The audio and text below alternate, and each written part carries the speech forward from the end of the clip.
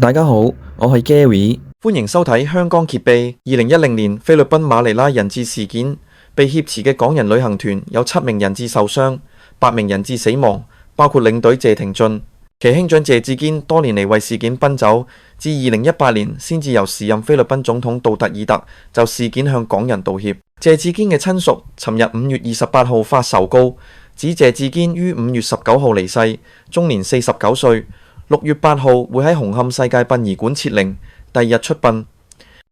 馬尼拉人質事件發生喺2010年8月23號，當地前警員門多薩強行登上康泰旅行社嘅旅遊巴，挾持車上嘅乘客同當局對峙。個事件持續近10個鐘頭之後，以流血收場，門多薩同8名人質死亡。時任總統阿基諾3世拒絕道歉。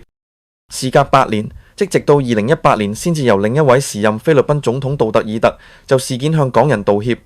當時謝志堅形容呢個係一個遲來嘅道歉，但亦都算係對死傷者家屬嘅一個尊重。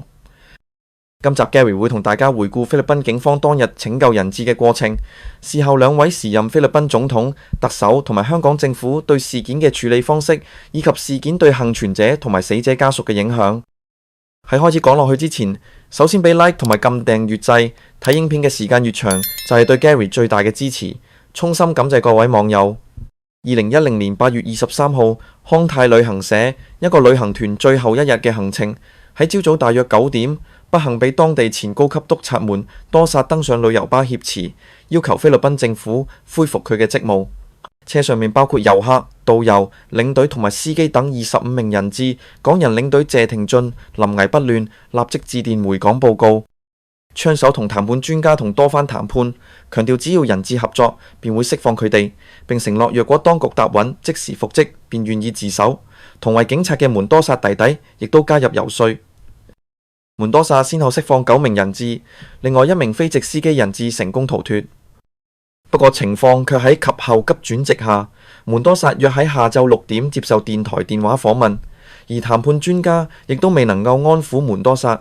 約1小時之後，門多薩喺旅遊巴嘅電視新聞直播，睇到警方將細佬押走，以及警方布防，情緒轉趨激動。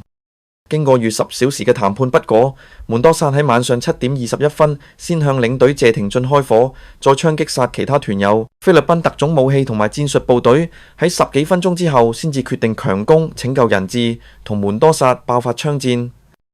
為進攻逾1小時後，先由狙擊手將門多薩擊斃，拯救人質失敗，車上8名香港人質死亡，7人受傷，為本港旅遊史上最嚴重嘅慘案之一。當時本港免費電視台亦都有直播事件。除咗菲律賓當局被指反應緩慢，導致拯救行動失敗，時任總統阿基諾3世亦都成為眾矢之的。事發後，佢喺人質事件案發現場接受採訪嘅時候面帶微笑，表現得有欠尊重。及後更加辯稱：我笑代表我憤怒，令到香港同菲律賓關係一度跌落冰點。當年本港隨即向菲律賓發出黑色外遊警示。人質事件後，菲國堅拒致歉，港菲關係緊張，雙方僵持不下，但係菲方態度仍然強硬。而事件中，港府被斥欠缺牙力，周旋多年仍然未取得成果，再次引起外界關注。前保安局局長黎棟國曾經承認港府跟進工作進展並唔理想。其後，梁振英更喺公開活動中更加被事件中殉職。領隊謝廷駿兄長謝志堅當面要求梁交代何時為死難者取回公道。梁回應稱，當局已經同菲律賓駐港總領事召開咗23次會議，兩度表明有決心跟進事件。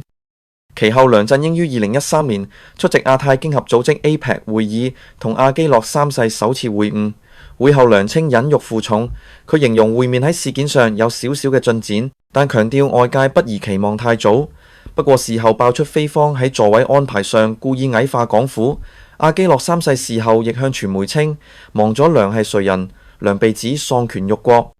不過雙方談判未見大進展，更一度膠着。港府終於喺2014年暫停菲律賓外交或者公務護照持有人免簽訪港安排等制裁。佢解釋雙方取得階段性進展，但菲方一直未能夠滿足向死傷者同家屬正式道歉嘅訴求，雙方存在實質分歧。其後雙方繼續商談， 2014年4月22日，馬尼拉市長埃斯特拉達、馬尼拉市議員洪英中訪港，菲律賓總統府內閣部長阿爾門德拉斯同日低調來港，準備就人質事件最終方案協商。2014年4月23日，梁振英於行政長官辦公室接見到訪嘅阿爾門德拉斯同埋埃斯特拉達之後，同菲律賓政府發表聯合公告，菲方對受害者同埋家屬致以最悲痛嘅歉意及至誠嘅慰問，對佢哋蒙受痛苦表達最誠摯哀悼。聲明提到，信件由菲律賓國家員警總長代表菲律賓政府發俾所有受害者同埋家屬。菲政府向港府保證，會致力避免同類事件再次發生，並實施一系列措施，保障訪菲旅客嘅福祉同安全。梁宣布，隨住事件解決，港菲關係回復正常，港府即日起取消對菲制裁。不過，公告嘅中英譯本用字亦都有落差，當中菲方致以最悲痛嘅歉意同埋至誠嘅慰問，英文以 most sorrowful regret 翻譯，公告中亦都冇使用賠償一字，而係使用慰問金。英文版本為 Token of Solidarity， 被指語意不同，而 regret 為名嘅歉意亦都誠意欠奉。直至2018年4月，另一位時任菲律賓總統杜特爾抵港訪問3日，佢出席活動嘅時候，正式以總統身份就2010年導致8名香港遊客死亡嘅馬尼拉人質事件向港人道歉。From the bottom of my heart, as the President of the Republic of the Philippines, and in behalf of the people of the Philippines, may I apologize formally to you now. 身亡領隊謝廷駿兄長謝志堅形容呢個係一個遲來嘅道歉，亦算係對死傷者家屬嘅一個尊重，但認為菲方應該及早正視問題。佢對有關道歉字眼感正面，佢指出菲律賓政府過去一直迴避責任，現有一個人代表向政府道歉，對人質事件嘅死傷者家屬算係一個尊重。事隔8年，人質事件嘅傷者以及死者家屬已經重過新生活。